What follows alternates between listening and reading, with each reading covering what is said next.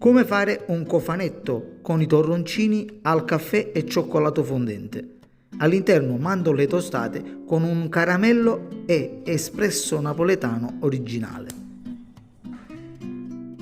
Benvenuti nel mio angolo di pasticceria.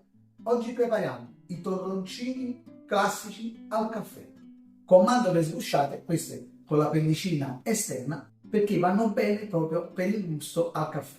Quindi andiamo a tostare le mandorle a 180 gradi per circa 5 minuti. Le andiamo a tritare in un mixer. Quindi mettiamo le mandorle ancora calde in un mixer e otteniamo una granella un po' più sottile, abbastanza farinosa, in questo modo. Ottenuta la granella di mandorle, passiamo a cottura lo zucchero sul fuoco. Quindi prima di passare a cottura facciamo un bel caffè ristretto napoletano.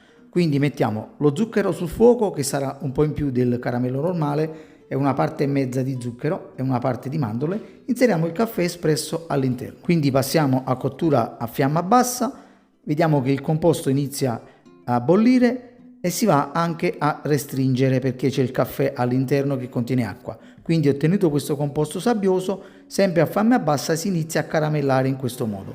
Quindi quando è pronto, ben fluido, inseriamo le mandorle all'interno. Adesso si inizia ad asciugare perché ovviamente le mandorle, pur essendo sempre tiepide, però comunque sono abbastanza farinose in questo caso. Quindi mettiamo il tutto su un foglio di carta da forno o silicone, come ce l'ho io, che è molto utile il foglio di silicone. Quindi quando si va a raffreddare lo andiamo a stendere in questo modo e a tagliare a piacere a tocchetti non molto grandi. Devono essere abbastanza, vedete, così piccoli, massimo 1,5 cm, un quadrato di 1 cm, massimo 2 cm. Quindi sciogliamo il cioccolato fondente e inseriamo 2 pizzichi di caffè solubile per dare un tocco in più di caffè al cioccolato. Adesso con un po' di cioccolato fondente sciolto e un pizzico di caffè solubile andiamo a glassare i torroncini. Quindi a cioccolato ben sciolto inseriamo all'interno un quadrotto di torroncino e lo andiamo a glassare con una forchetta in questo modo.